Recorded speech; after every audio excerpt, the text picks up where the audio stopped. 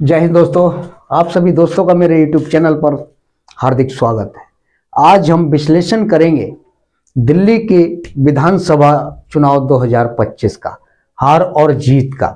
ये हार और जीत क्यों हुई, कैसे हुई और किसने करवाई, और कौन चाहता था कि हार हो और कौन चाहता था कि जीत हो।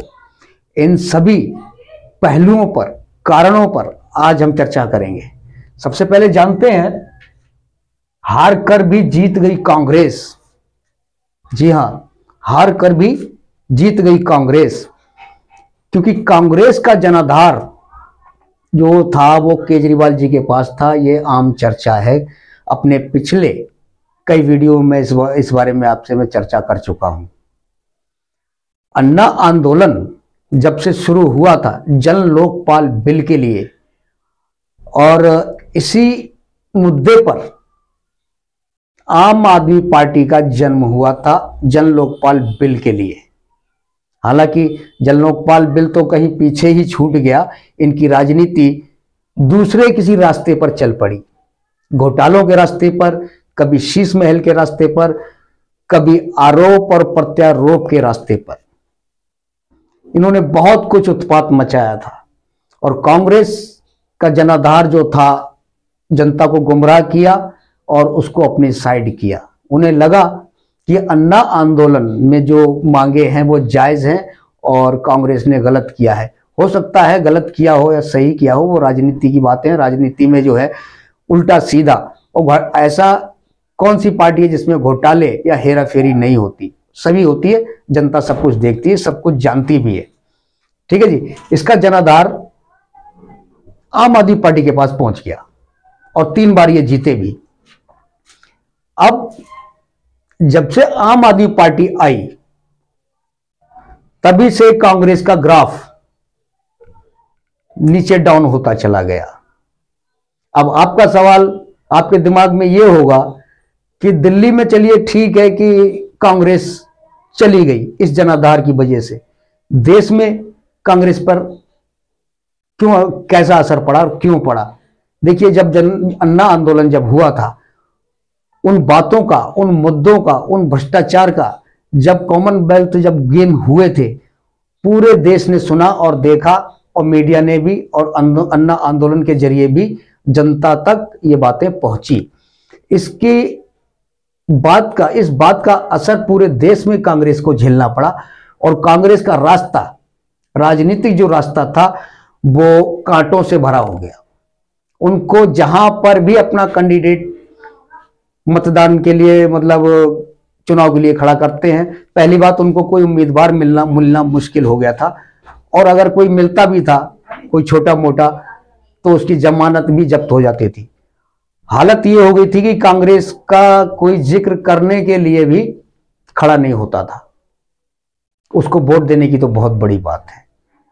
आम आदमी पार्टी का और अन्ना आंदोलन का कांग्रेस पर बहुत गहरा असर पड़ा था। अब इसको अंदर ही अंदर हराना और वापस जनाधार को लाना कांग्रेस के लिए बहुत जरूरी हो गया था, और इसका गेम पिछले 10 साल से चल रहा था। इसकी सेटिंग चल रही थी। कांग्रेस पार्टी के कुछ नेता आम आदमी पार्टी में शामिल हुए, जो मेरे एक क्षेत्र के भी हैं। इसमें क्या हुआ, दिल्ली विधानसभा चुनाव के परिणामों में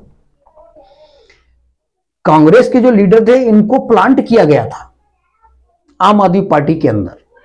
ये काफी दिनों से चल रहा था। धीरे धीरे धीरे धीरे, एकदम कुछ नहीं होता, क्योंकि राजनीति में अगर 2-4 दिन में ही सब कुछ हो जाता तो ये भेद खुल जाता है। क्योंकि इन मुद्दों को दबाना भी बहुत जरूरी होता है कि हमने क्यों भेजा, कैसे भेजा, और हमारा आगे लक्ष्य क्या है।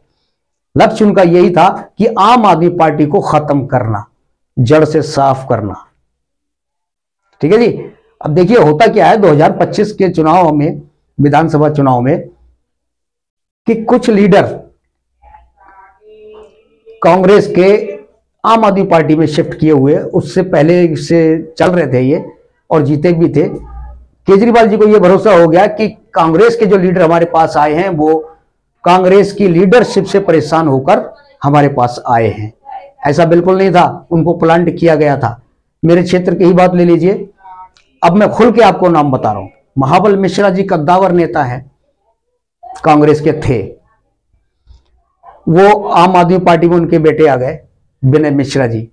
विनय मिश्रा वही है जिन्होंने अभी 15 करोड़ का बीजेपी पर आरोप लगाया था कि गाली गलौज पार्टी के कुछ नेता मेरे पास आए थे, उन्होंने 15 करोड़ का ऑफर दिया था।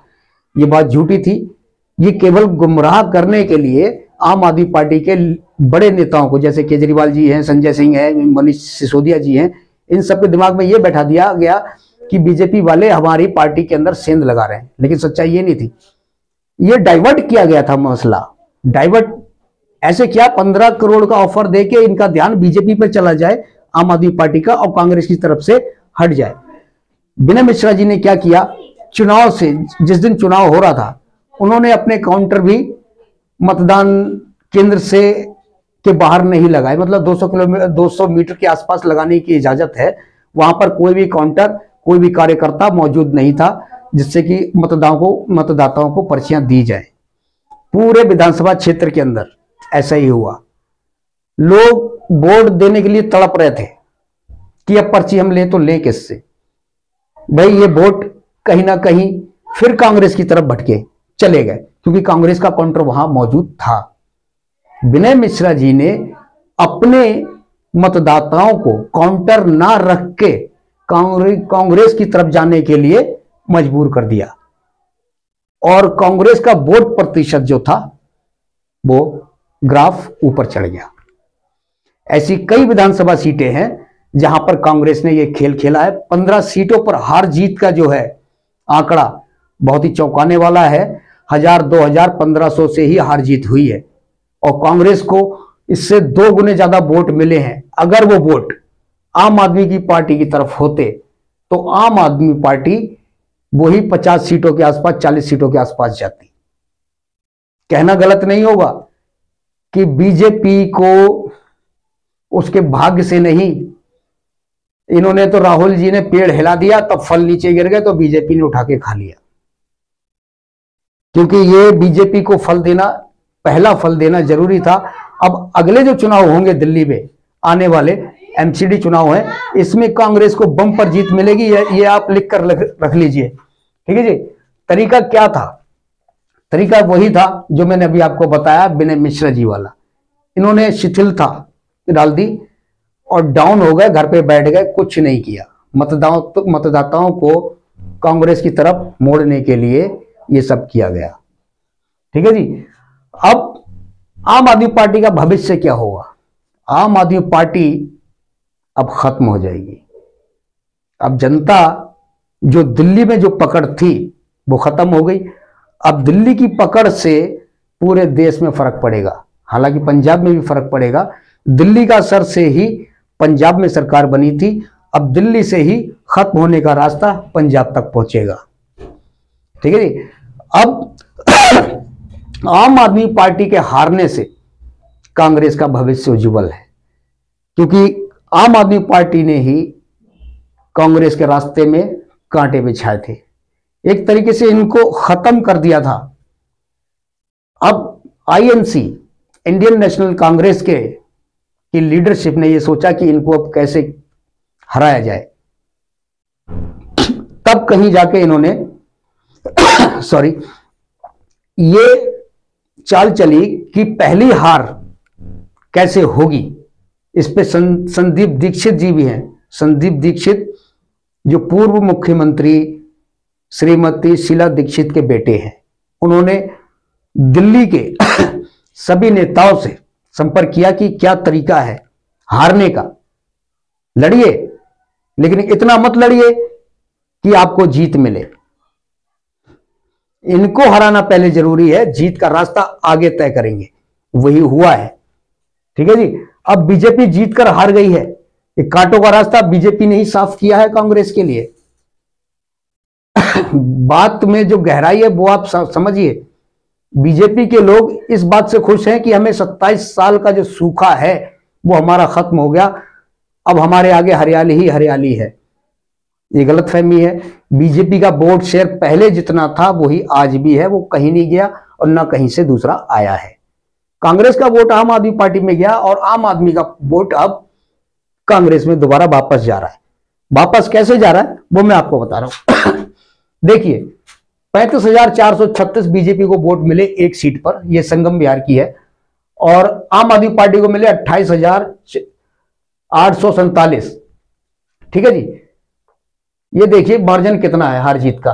और कांग्रेस को मिले 26,359, कुछ 100 वोट का ही मार्जिन से जीती है। अगर ये वोट कांग्रेस के वोट अगर आम आदमी पार्टी में होते तो क्या ये बीजेपी वाले सीट निकाल ले जाते?